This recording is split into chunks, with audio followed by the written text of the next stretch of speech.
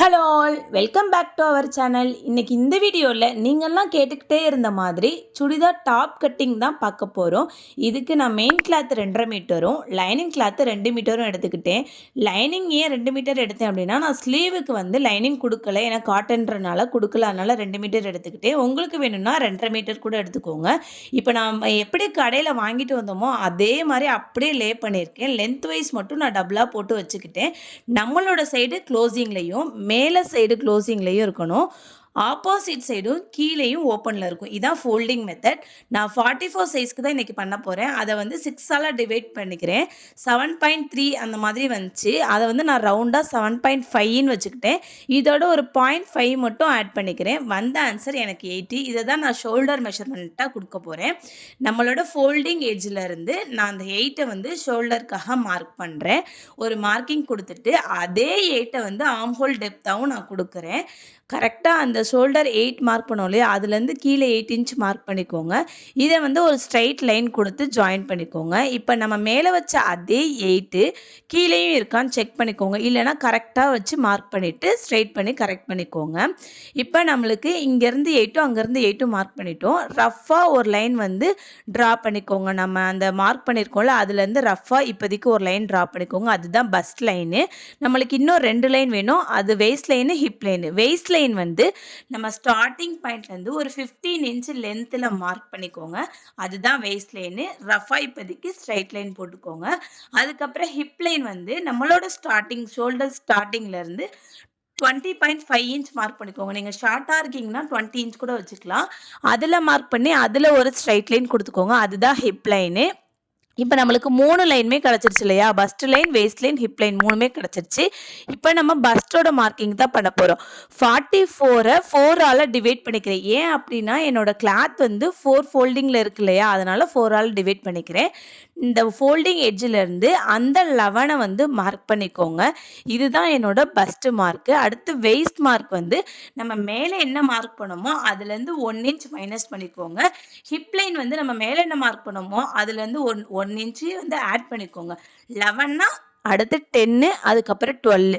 உங்களுக்கு புரிகிற மாதிரி சொல்லணும்னா உள்ளே வெளியே அப்படி ஞாபகம் வச்சுக்கோங்க. அதாவது மேலே 11 மார்க் பண்ணிட்டீங்கன்னா 1 இன்ச்சு உள்ளேயும், அதுக்கப்புறம் 1 இன்ச்சு வெளியும் மேலே உள்ள லைனையே வச்சு இதை மார்க் பண்ணிக்கோங்க. இதை வந்து நான் வந்து கம்ப்ளீட் பண்ணிட்டேன் அந்த மார்க்கெல்லாம். இப்போ சீம்காக 1.5 இன்ச் கொடுக்குறேன். ஃப்யூச்சரில் நம்ம வேணால் பிரித்து தச்சுப்போம்ல, அதுக்காக.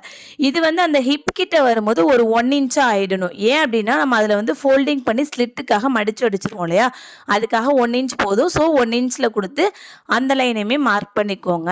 இது வந்து நீங்கள் 2 இன்ச் கூட கொடுக்கலாம். ஆனால் 1 1.5 கொடுத்தீங்கன்னா உங்களுக்கு சுருக்கம் நிறையா வராது.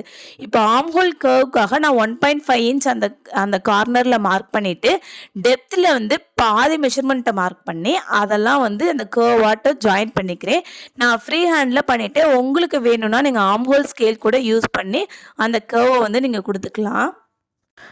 இப்போ நம்ம 3 மார்க்கிங்குமே முடிச்சிட்டோம். அடுத்து கீழே வந்து பாட்டம் தான் வேணும். இதுக்கு வந்து ஹைட் வேணும். உங்களோட டாப் ஹைட்லேருந்து லைனிங் வந்து ஒரு 2 ஆர் 3 இன்ச் மேலே இருந்தாலும் ஓகே தான். அது மாதிரி நீங்கள் மார்க் பண்ணி ஒரு லைன் போட்டுக்கோங்க. இப்போ நம்ம ஹிப் லைன் வந்து எவ்வளோ வித்து கொடுத்துருக்கோமோ சேம் அதே அளவு நீங்கள் கீழே கொடுத்துக்கிட்டிங்கன்னா தான் இது வந்து ஸ்ட்ரைட் டாப்பாக இருக்கும். எல்லோரும் கீழே வந்து ஒரு 2 ஆர் 3 இன்ச் எக்ஸ்ட்ரா கொடுத்து கொஞ்சம் கிராஸாக கொடுப்பாங்க. கீழே வந்து அகலமாக இருக்கும். ஆனால் நீங்கள் கண்டிப்பாக நீங்கள் ஃபேட்டாக இருக்கீங்கன்னா இந்த மாதிரி மெத்தட் நீங்கள் ட்ரை பண்ணுங்க. அப்போ தான் கொஞ்சம் லீனாக தெரிவிங்க. நீங்கள் வந்து அந்த மேலே கொடுத்து அதை விட்டு கீழேயும் கொடுத்து நான் மார்க் பண்ணிக்கிட்டேன் பார்த்தீங்களா? சேமாகவே வித்து கொடுத்து அந்த ஸ்ட்ரைட் லைன் கொடுத்துக்கோங்க. இப்போ கீழேருந்து இப்போ நான் காட்டுற மாதிரி அந்த மார்க்கிங் எல்லாம் நீங்கள் கட் பண்ணிங்கன்னா லைனிங் வந்து ரெடி ஆகிடும்.